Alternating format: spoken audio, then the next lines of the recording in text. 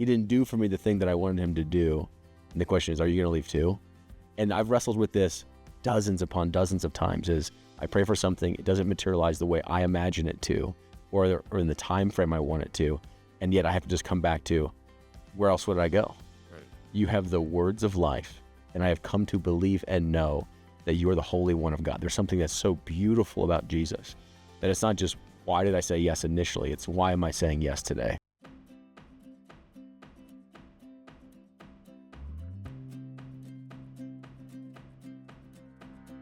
Welcome to The Weekly, a podcast brought to you by Calvary Bible Church. I'm your host, Jay Ewing. Thanks for tuning in. Like always, do me a huge favor. Visit calvarybible.com, click your campus, find out what's happening in your neck of the woods. Stay connected or get connected by visiting calvarybible.com. So glad you're tuning in this week on The Weekly. We're in John 6. We have none other than the senior pastor of Calvary Bible Church, Thomas Milburn. You should check out his signature in the new membership guide. It's fantastic. Hi, Jay. I'm so glad you're here. It's good to be here. Oh, yeah? You might not say that in 20 minutes. We don't get to enjoy this as much as we did. Dude, have you noticed my new drip? What's drip? First, from time to time, drip. Let me tell you a story. Okay, tell me a story. From time to time, in the podcast history, we receive gifts from our faithful listeners. Oh, okay. Sometimes they're Swedish fish. Sometimes you had a whole tub of what? Chocolate covered? Yeah, it was the caramels. It was from the Costco box. That was good. One time, actually, some faithful member of the podcast gifted me a 1984 NIV study Bible. Never been opened before. Where is it? In a box. Do you have it? No, it's at home. It's cherished possession. Yeah. Recently at Calvary, someone gifted me something I totally did not expect, and I wore it today on The Weekly. That is the Patrick Ewing tennis shoes. Look at these bad boys, man. They say Ewing on them, bud. Okay, so I saw those in our office space. Yeah. And I was like, what did Jay go get done for himself? What I think is amazing is, do they fit? Barely. Like somebody had a pair of Ewing shoes. Yes. In their closet. Okay. When did Patrick Ewing play? I don't. In the 90s. In the 90s. Yeah. Okay. And so in the 1900s. So this guy came up to me in the lobby a few weeks ago. He's like, hey, your last name's Ewing. I was like, yes. It's like the first time I've ever meeting this guy. He's like, I have a gift for you. I'm like, ooh, sweet. Oh, I don't know about this. Is it a track? You're like, what is it? Those are sweet. And then a couple of weeks later, he brought back, they still had the tissue paper in them. Seriously? He worked for the company and he had these in his closet. And he has held on them. Like, are they like worth something on like eBay? I have looked at them. They're not. You've desecrated them? No, it's Patrick Ewing. It's not Michael Jordan. Okay. But I've waited until now to put them on for you, my friend,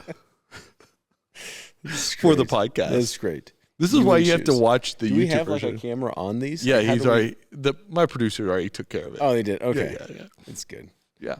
So, how awesome is that? That's pretty nice. I wonder if there's anything with my last name on it. Probably not. Probably some landscaping company. Probably some. Yes.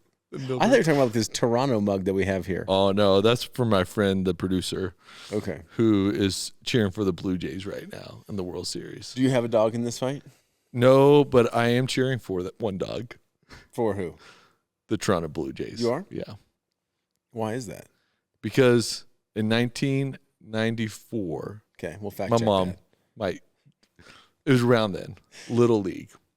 I was a Toronto Blue Jay for Little League. Oh, were you? Yeah. Oh, that's fun. Yeah. I like how the Little League takes on the Major League teams. Yeah. Yeah, that's cool. Are you a Dodger fan being from California? Kristen is. Like, she always remembers like sitting and watching Dodger games with her grandfather. Mm-hmm. So I think she's rooting for the Dodgers. I know she is.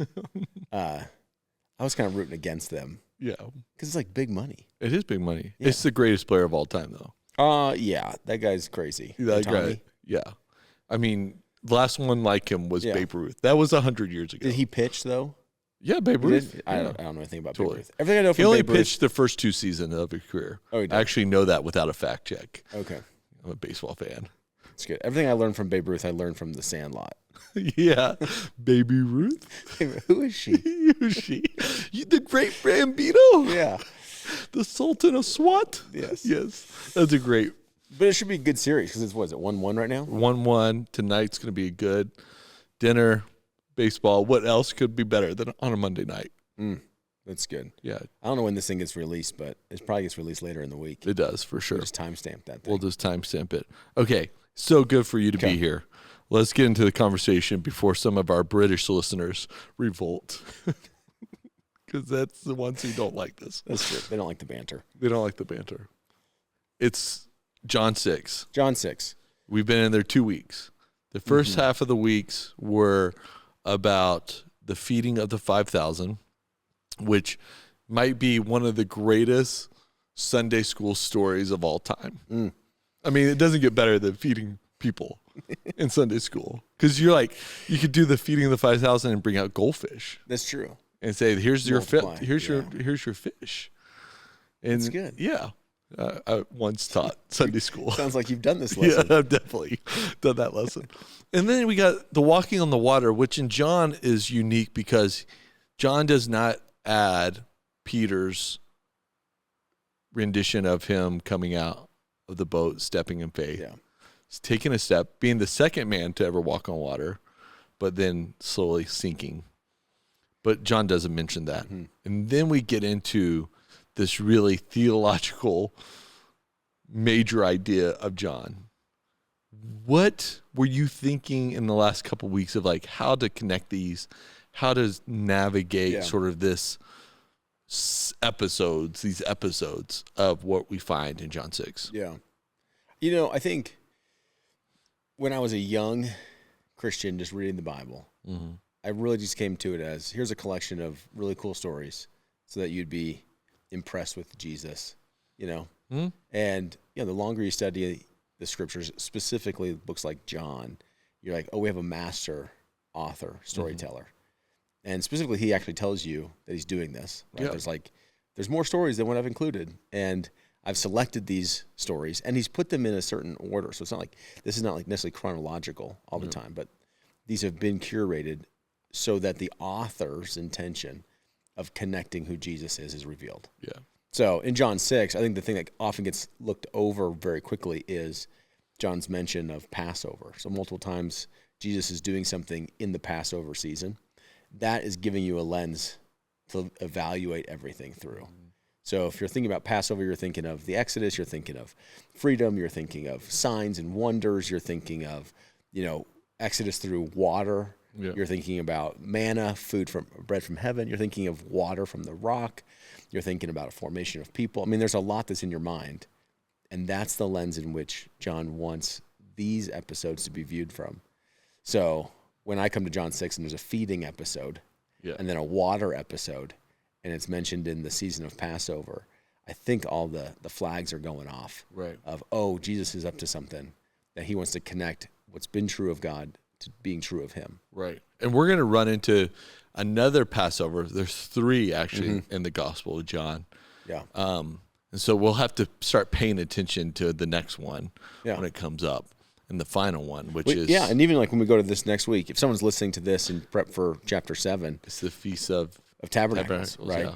So John wants you to be thinking about that with Jesus' activities.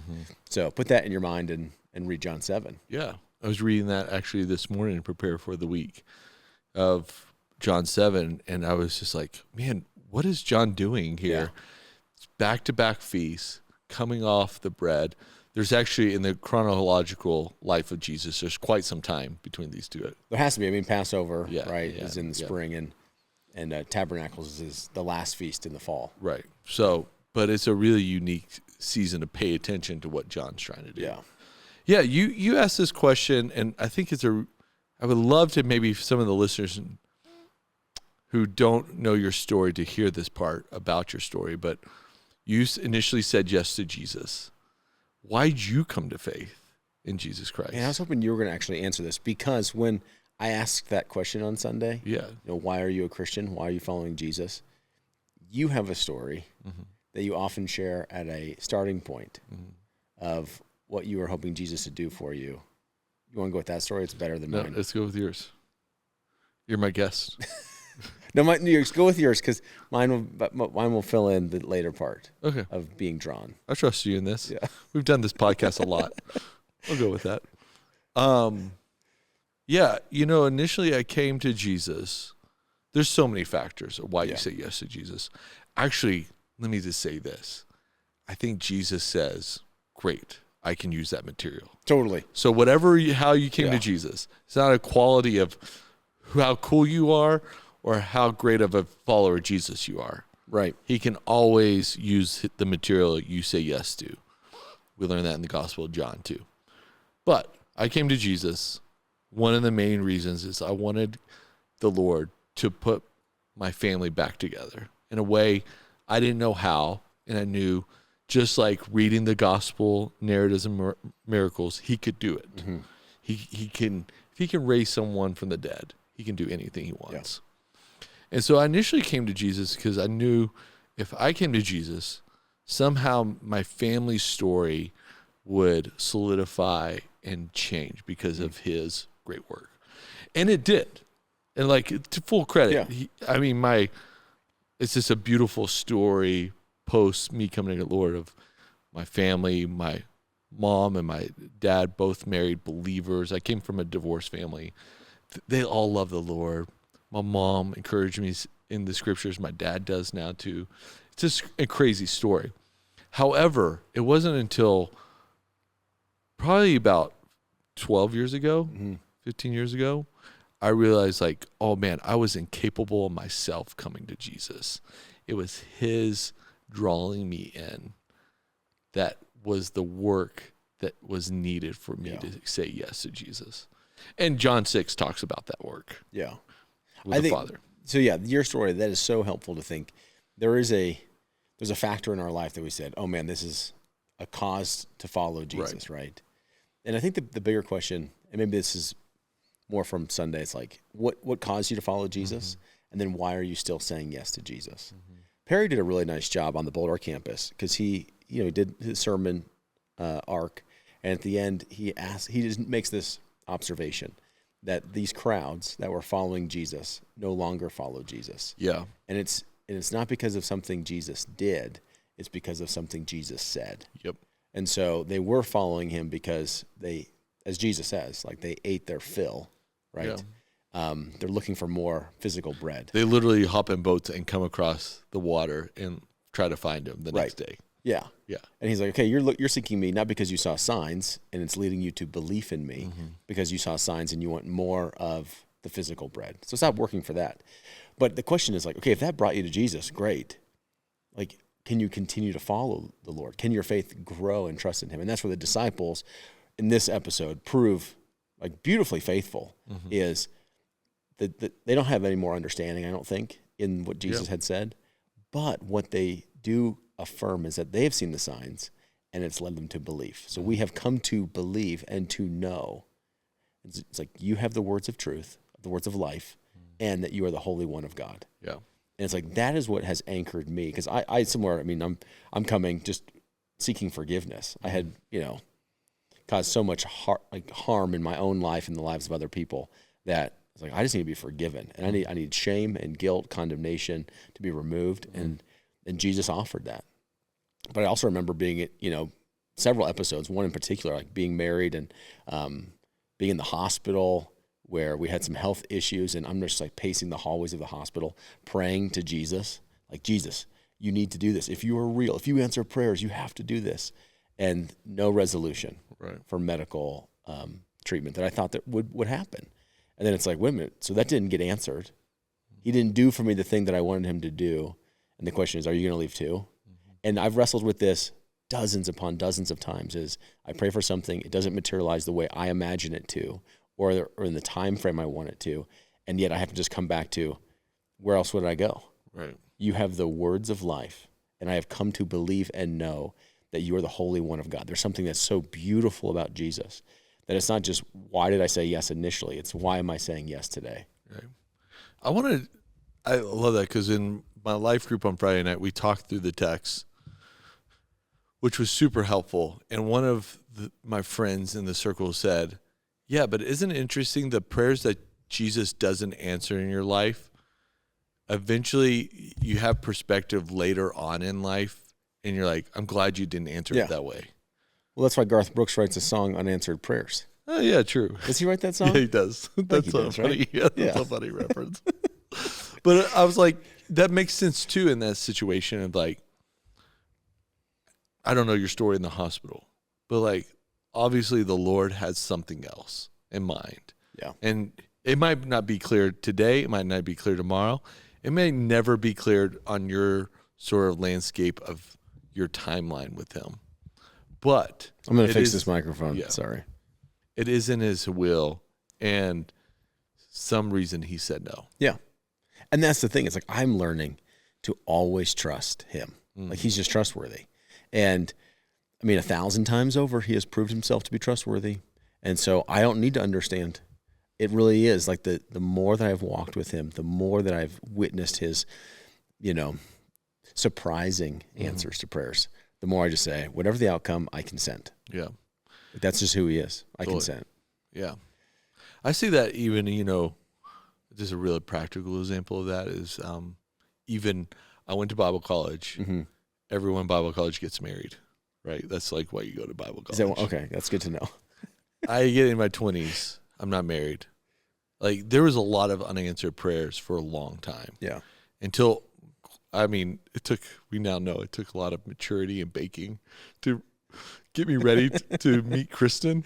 Yeah. So she says, yeah, we could do that. I can just see her praying like, Lord, I want a husband. Yeah. And the Lord's like, he's a slow cook. You should see yesterday. He's a slow man. You don't want him yet. Yeah. I got some work to do. Totally. That is exactly how it worked. That's exactly how it worked, Thomas. Full stop. That is it. You know that. Yeah. But now on the other side of that, 14 years, I'm just like, I'm so glad he said no for a long time. Yeah. So that this yes could be what it is today. Yeah. And so, yeah, that's interesting. Okay, here's the hyperlink I didn't catch till you just said this. The beginning of John 6 is about him testing their faith. Yeah. Which we're going to get there because I'll tell you why later. Okay. But the end, the disciples get tested again, and they pass the test this time. How interesting is that? It's great. Did you see that connection? What about that connection? I think last week and this week, I built in the sermon as Jesus, and I love this, knowing what he was going to do. Mm-hmm. And this goes into, the Lord drawing us. Mm-hmm. What is God's initiating grace in our life that we're responding to, even with salvation? Like, we should never be afraid of God's choice, because when God knows what he's going to do, it always produces life. It always produces blessing. Always. So like, there should be no fear ever that somehow God has a choice in these things. So with the disciples, knowing what he's going to do invites them into a test to see if they recognize who he is. Right. He's trying to build trust with them, right? Right. And so then when he goes through the hard teaching and everyone leaves because they don't trust Jesus, the disciples pass the test and they say, here's what we know. Yeah. Like, we have come to believe that you're the Holy One of God, that you have the words of life. Where else will we go? Yeah. They saw bread, and they saw him in the middle of the night. Yeah. They're like, yeah, we'll start to trust this. This is it. This is the whole thing of faith, is can you just trust Jesus? Yeah. Now, that trust is based upon real action. Yeah. Like, I mean, that's another thing. Well, it's like we talked about trust. this, where it's like the what is it? The faith matrix or whatever cycle is basically says this, like there's a problem, okay, or whatever, there's a challenge that you can't resolve, and so you have to take a risk. In order to take the risk, it requires faith. So I'm gonna have faith, and then by taking this risk in faith, what I see is God's activity in my life, and maybe it's not immediately, but it's over time, which produces hope, right? Yeah. And when you have more hope, then the next time that there's an issue, you're willing to risk again which takes faith, which produces hope. Right. And so it's this constant cycle of where do you find yourself right now? Maybe it's financial, maybe it's relational, maybe it's with your sin, maybe it's you need wisdom, discernment, whatever, it doesn't matter. Are you willing to trust the Lord in it? That's the risk part. Right. And see what he does. And then after seeing what he does, it produces the hope, Mm-hmm. which allows you to take the next step of faith. Yep. That's the faith cycle. So it's pretty simple to say, how do you know if you're living by faith or not? Well, tell me the risk that you're taking with Jesus through faith. Yeah. And if there's nothing in your life, because it's all buttoned up and you've got all the strength, it's like, well, currently you're not living by faith. Right. Yeah. Amazing. Anyway. I think it's Robert Mulholland, The Spiritual Journey. Is that what it is? My producer. Critical Journey? Maybe. He'll look it up and give us a good, we'll drop it in show notes because that's a good book. All right. You said yesterday that you were going to answer the No, I said that we would talk more about it in the podcast, and you're here now. You were going to answer the predestination question. That's what I heard. That's good. I don't know what you said, but that's what I heard. That's what you heard? That's fine. That's fine to hear that. It's an interesting passage. Let's get it. Here's what it is. This is where I think it is. Well, tell what the passage is first so people have context. Okay. Right. So Jesus is talking about John 6. I'm the bread of life. Yes. Right? And then he has these two teachings, like two parts of it. One that offends, I think, the Jewish sensibilities. Yes. Which is eat my body and drink my blood. And they're like...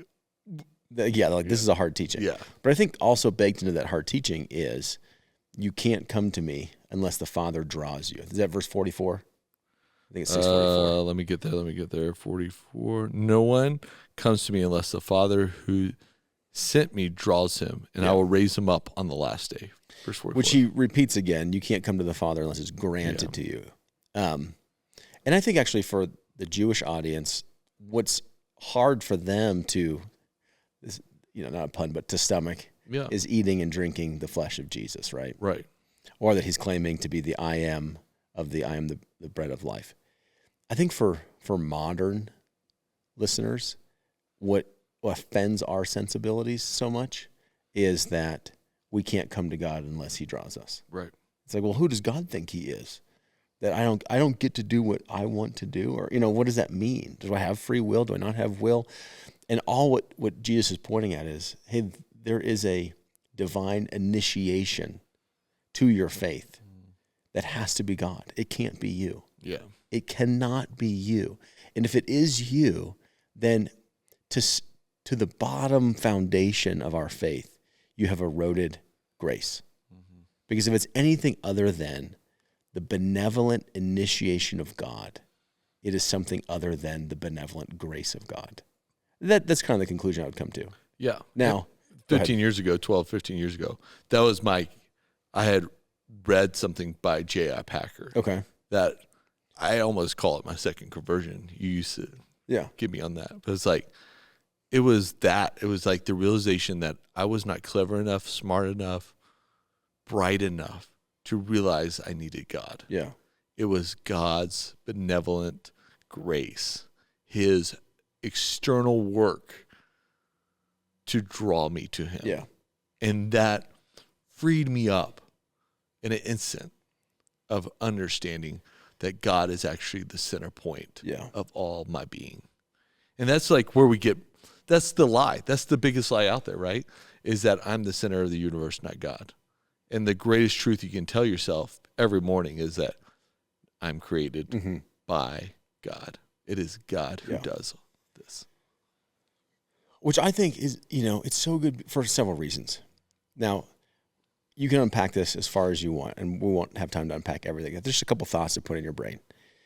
If he's the divine initiator of all faith, of all belief, then it is purely grace, right? So even if we would say, well, why are you a Christian? Well, I believe in Jesus. Well, why do you believe in Jesus? Well, I looked into the Gospels and believed the historical records. Or like my story, I was overwhelmed by my own sin, my guilt, my shame, that he offered forgiveness from it. It's like, okay, well, what makes you so special? Yeah. And it's like, well, there's nothing so super, super special about me. There's something super special about God. And so, again, it reminds me that, you know what? I'm no better than anyone. It's not like I figured it out, like you're saying, or I'm more clever, or I just experienced my brokenness and some other people don't experience their brokenness. It's, no, God was gracious and initiated. And what it does for me is it helps me when you're seeing the scriptures. We'll get to the other side of it. But what it does for me is it makes me so motivated to share the gospel with people. It's funny to me that like people who believe in more of an election are more resistant to sharing their faith. I don't know why. Because what it means is that no one is outside the grace of God. Like there's a lot of people like that you meet and you go, man, they would never choose to follow Jesus. That's probably right. Yeah, that's very accurate. But I don't know if the Lord's going to like just capture their heart. So like I want to share my faith with everybody, and the hope that it's guaranteed to be successful. Like God's not going to allow the gospel not to produce work amongst people's lives. And so I think of like Paul, this is 2 Timothy 2, where he says he's in chains, but the gospel's not changed. And he says, I endure everything for the sake of the elect. Yeah. Now it's weird because you're like, wait a minute, shouldn't it be I endure everything for the sake of the opportunity or to reach as many more? It's like, no, I endure everything because I know that God has guaranteed a response. And you're like, oh, okay. So the idea that God initiates faith is actually the motivation of missions, that it will be successful, that it will produce salvation. Now, is there another side in the scriptures that talks about human responsibility? 100%. Yeah, totally. And like, I don't know why people try to reduce it to one or the other. In fact, I think the scriptures clearly teach that God initiates all salvation. It's like we have his divine activity, his choosing. I mean, for heaven's sake, he sent his son when everyone was an enemy, was antagonistic towards God, when everyone retreated from God. God did not retreat from us, but he initiated, right? But then he holds us responsible for how we respond to that. You think of Jesus pleading outside Jerusalem, oh, Jerusalem, Jerusalem, how long I've wanted, like this is his desire to gather you, but you weren't willing. Or think of John 5, where he says to the Pharisees, like, you search the scriptures because in them you think you have life, but they point to me, and you refuse to come to me. You think of Moses, where he says, I put before you life. Right. Like, choose life. Think of Joshua, choose life. There's a choice to be made. Think of the Garden of Eden, there's a choice. I mean, it's like, okay, there is divine activity, and that is the initiation of all things. And then there's human responsibility. And someone will say, well, how does that work? And I say, I don't know. Yeah. But I love the scriptures speak to both because it creates a tension that you can stand on. You don't need to resolve it. It's a tension to find your footing of God is divine actor, and we are responding to these things. Now, a couple things from John 6 that we didn't get to on Sunday. I think in 44, which is so important, is that it doesn't actually use the word choose. Do you notice this? In 44, no one can come to me unless the Father who sent me draws him. Right. So it's not as though you have people who are reluctant to God, who are like, I don't want God. And he says, no, I'm choosing you. Or there's people out there saying, I want God. And he's like, no, I've rejected you. No, just saying that you can't come unless he's wooing you, drawing you. Now, how does the Father draw people? It's great. John answers that. So you just go to John chapter 12, and I think it's in verse 32. John chapter 12, verse 32. Jesus says, and I, when I am lifted up from the earth, will draw all people to myself. So when he's talking about his crucifixion, when he's lifted up, it's the crucifixion, the work of Christ on the cross, that actually the Father uses to draw people, because there's the love of God, there's the mercy of God, there's the justice of God. This is how he is going to draw people. Now, people who lean more towards it's all up to human choice will point out he will draw all people to himself, right? So they're going to highlight the alls and saying, well, that means that basically grace is effectual for everyone. Right. And then there's people that will say, well, the all there doesn't mean all people singularly. It means all kinds of people. There's no barrier of ethnicity or socioeconomic class, male, female, which Paul would speak to later, saying, there's now in Christ, no free or slave, Scythian, barbarian, male, female. That's what he means by all. And it's possible. But what John is pointing out is that, again, God has created the means. Like, God's the initiator of all things. We're just simply responding. And so I think, Ephesians 2, you've been saved by grace through faith, and this is not of your own. Not the grace, but the faith. So again, it just puts us back into the category of, holy cow, the Lord God has so loved the world that he gave his only son. And then his son was lifted up as the means to draw people. And I'm not the one going around saying chosen, unchosen, whatever. It doesn't matter. I'm motivated by the fact that God has guaranteed the effect of his work on the cross that people will be saved. Yeah. And the illustration that I like, they're always limited, but one of the illustrations I like is if I tell my kid, hey, would you go flip the lights on over there? And so he goes over and he flips the light switch. And I would say, he turned the light switch on. But did the lights come on because he turned the light switch on? Or is there a power source in which he connected, so to speak, and then everything's illuminated?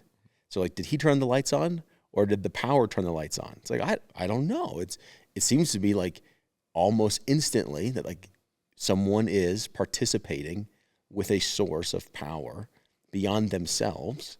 And again, I think that's in our salvation is no one should boast as though they turn the lights on of salvation for themselves. Right. But somehow the Lord in his generosity and in his grace draws us, and we responded. And it never felt I was coerced. It just felt like I was loved. The whole way I was just loved. And then the lights came on. So John's fascinating in this, but I think the point of 6 is, can you just trust that the character of God is good, and that when he is initiating grace, it is for our benefit, and for no one to be afraid of the divine activity of God, as though if God got the choice and I didn't get the choice, somehow I lose. No, in fact, if you read the scriptures, whenever we see people exerting their will, usually it's death and destruction that comes. Right. And when we see God exerting his will, we always see love and blessing. Even in his judgment is to correct evil, preserve life. It's okay, I think we actually want more of God's will, which is what Jesus prays for, or tells us to pray for. Let the will of God be done on earth as it is in heaven. I think a very practical way even to think about John 6, and I'm thankful for your explanation there, is that usually we go to Romans to figure out how this works. Yeah. And actually, John illuminates how this works quite often by Jesus' words himself. Yeah.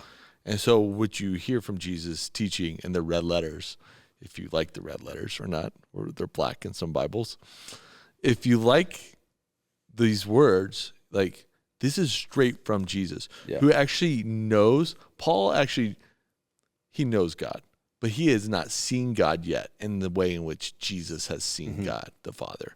So when Jesus tells you how it works, you can trust he's been by the Father's side. He knows exactly how this works. It's not a guess. It's not an assumption. Yeah. It's actually how That's right. True treatise of And what I think, works. Yeah. Keep going. Sorry. No, it's good. I think in John, you've got to pay attention to some theological themes as well. It's more than the story. It's this Jesus' words tell you how it works. Yeah. Because, he says in verse 40, this is the will of my Father. It's is the Father against me? Is he against my neighbor? Is he against my loved one, my son, my daughter, my uncle? It's no, the will of the Father is that everyone who looks on the Son and believes in him should have eternal life. And I will raise him up on the last day. It's that's the heart of God, right? Right.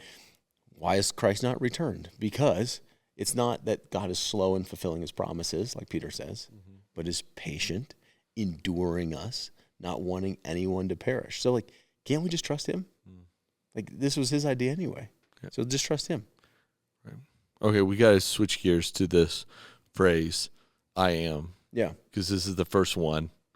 You need to set us up for what's ahead. Well, it's in the I am statements where Jesus is making of I am the bread of life, I'm living water. Yeah. But he actually said it when he was coming across the sea, right? We pointed it out last week a little bit. There's a couple times when it's not as evident in English, but it is, fear not, I am. It's me.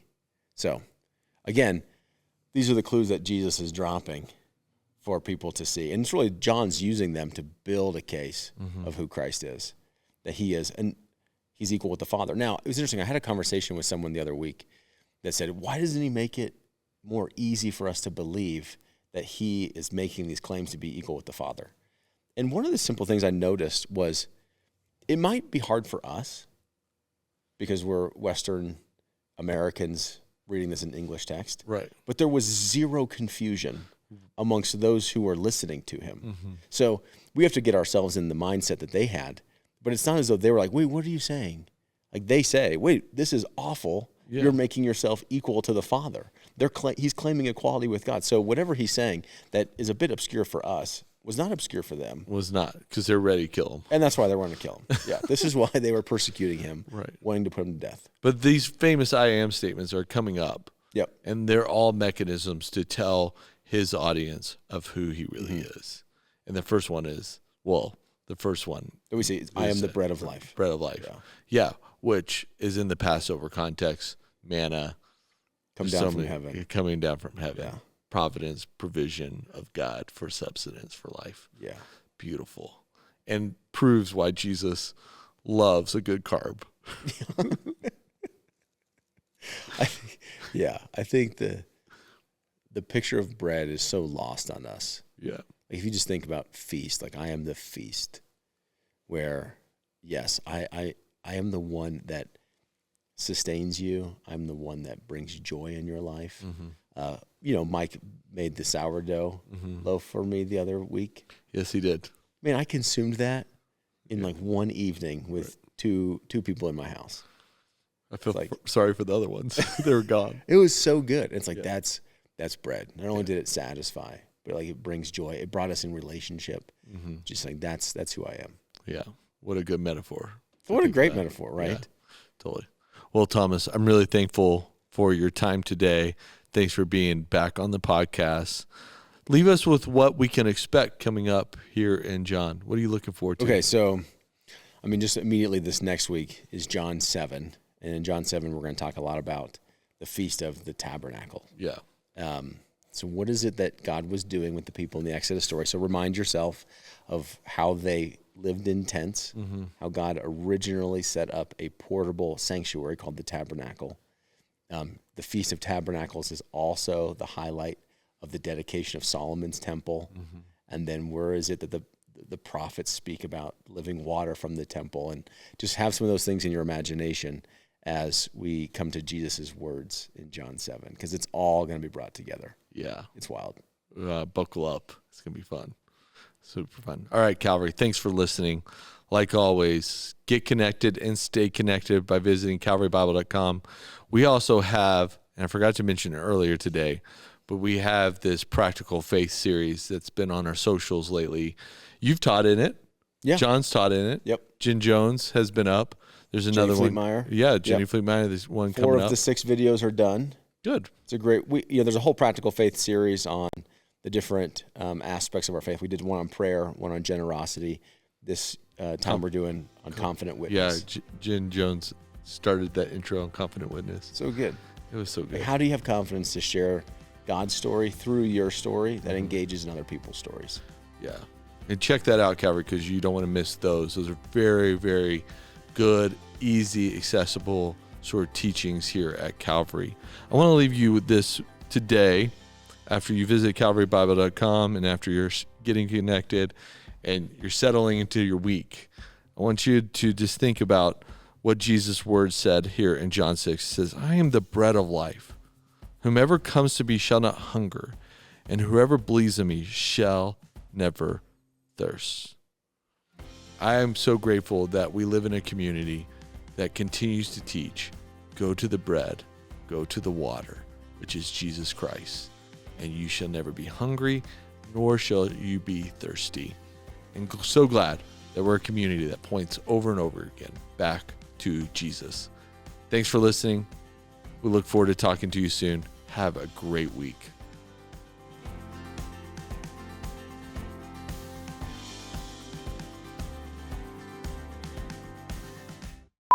Welcome to The Weekly, a podcast brought to you by Calvary Bible Church, helping to connect what was preached on Sunday to your real life lived, Monday through Friday. Saturday is kind of like whatever you want to do, so good luck. That's his dream intro of this podcast since day one. That's been his dream intro. It's so good. I can't believe you still remember it. All right, we ready?